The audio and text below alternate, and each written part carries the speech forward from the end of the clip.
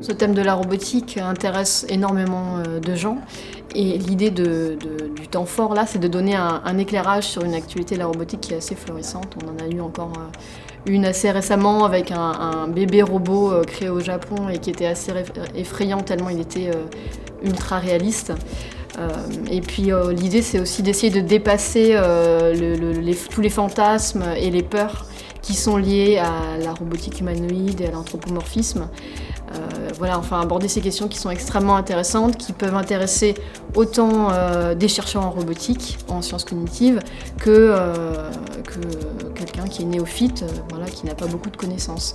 Et donc effectivement, on a une programmation qui s'adresse à un public assez averti, comme l'atelier du vendredi, mais aussi à un public très large, comme la conférence Art et robotique, qui sera illustrée de beaucoup de présentations de projets, donc qui va donner à voir beaucoup de choses et qui est vraiment accessible au plus grand nombre.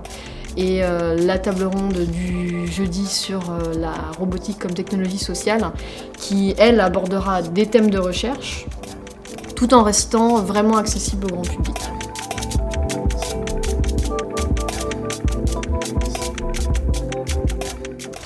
En fait, cet atelier est en lien avec son installation Object Avatar, qui est donc une main manipulable à distance, et les participants vont imaginer et apprendre à recréer leur propre marionnette qui peut donc être actionnée à distance par une action du corps.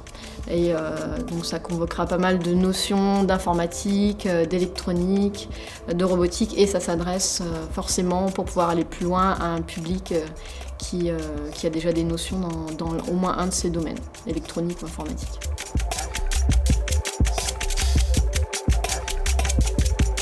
On avait déjà organisé en 2009 avec le Pôle Image et Réseau une rencontre toute une journée sur ce thème des collaborations entre le monde de la recherche, le monde de l'entreprise et l'art, les artistes d'art numérique.